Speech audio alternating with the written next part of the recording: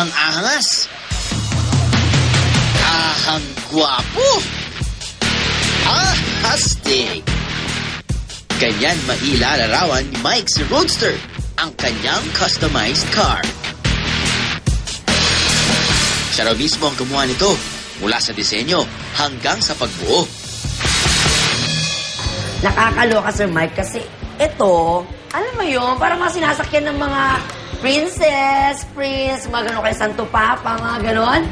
Ito, ginawa ko lahat from scratch. Stainless to, saka galvanized to. Gaano po katagal ang pag-assemble itong napakagandang sasakyang itong pangmayaman? Siguro, parang hobby lang. Siguro mga 4 months, gano'n. 4 months nyo din ginawa. Sa disenyo ni Mike, nasa harap ang mga tambucho ng kotse at kita ang makina. Hindi basta-basta ang makina nito dahil pangkarera raw ang ginamit niya. At nakakaloka ang kanyang manobela. Look! Kadenang bulaklak. 1980s pa nang makahiligan ni Mike na magbutingting at gumawa ng mga sasakyan dala ng impluwensya ng kanyang dating trabaho. Araw ito trabaho ko gumagawa ko ng mga owner. Mga owner type jeep. Tapos ngayon ito naman ang ginagawa nyo, magko-customize naman.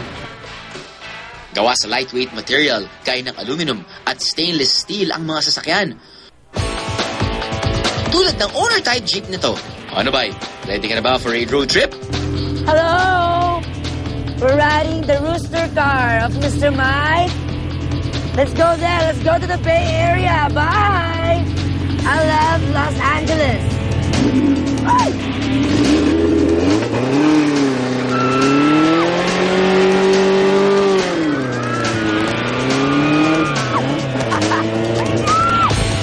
Nakakaloka! Bye. Baka mas maloka ka rito. Ito ang Phoenix, ang kaisa-isang kotse sa mundo na gawa sa ratan at kawayan. Ginawa ito ng world-renowned Pinoy furniture designer na si Kenneth Cobentue. Makalaglag pa nga rin ng mga concept car o futuristic car. Masarap mag-imagine at lumikha ng mga disenyo ng kotseng kakaiba at may dating. Balang araw, ang ilan sa mga concept cars na ito ang makikita mo na sa mga kalye. O ang siyang mismong sasakyan mo. Aha! Kung paandar na rides din naman ang pag-uusapan, hindi rin pahuhuli ang DLSU 101 battery-powered car na gawa ng engineering students ng De La Salle University. Yung gusto namin gawin, gumawa ng environmentally friendly na cars. Isang way na makaka-give back kami sa mundo. And gusto rin namin i-represent yung school at saka yung Philippines also. Nanalo ng Technological Innovative Award ang kanilang Eco Car noong nakarang taon sa isang international competition.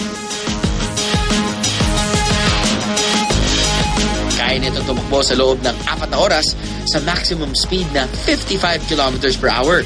Nakadadagdag din daw sa bilis ng kotse ang disenyo at materyales na ginamit sa paggawa nito. Yung main material na ginagamit for the body is carbon fiber. Kasi ano po siya, lightweight at saka matigas rin. Ang tindi! Ang mga kotse, hindi lang toys for the big boys, pati ang girls, may ihirit dyan. Oh, are you ready to be kittified? Akalain nyo ba na isa sa magandang staff namin dito sa AHA, self-confessed Hello Kitty lover? Obvious naman sa kanyang Hello Kitty loaded na kotse, di ba? Sa labas at sa loob.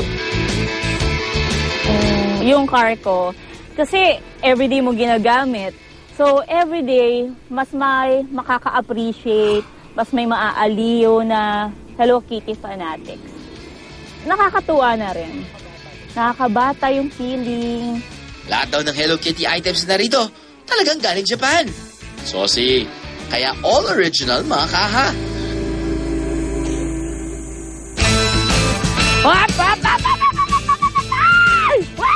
Ito naman si Dulce. Halos gawin na rin mini-museum ang kanyang kotse.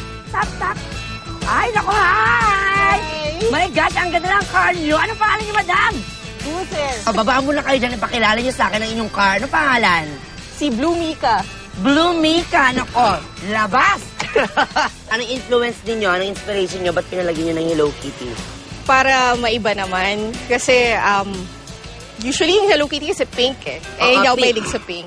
Mula sa hood, gulong, antena, tire cover, at ang palibot ng sasakyan. All Hello Kitty rin. At hindi lang yan. And then, I Ay. also noticed, ang tambutso ni Madam. Tingnan mo tambutso ni Madam. Tingnan yung tambutso ni Madam. Tingnan mo yung tambutso ni Madam. Ayan, o. Tambutso ni Hello Kitty. Yes! Saan Galing galing sang to? Thailand. Galing naman ng Thailand. Yes. So, pinapaship mo from Yes. Thailand. Kung napamiyaw kayo sa dami ng Hello Kitty sa labas pa lang ng kotse, nako, eto pa. Pati ang inyong manubela ay Hello Kitty rin. Ito, pinakustomize ko talaga to. Pati seat covers, unan, Break ni Madam Hello Kitty din. O, di ba? Look at that. sunshade, Hello Kitty din. at kung ano-ano pang abubot, Hello Kitty. Umabot ng araw halos 200,000 pesos ang nagastos niya sa pagkikitify ng kanyang sasakyan.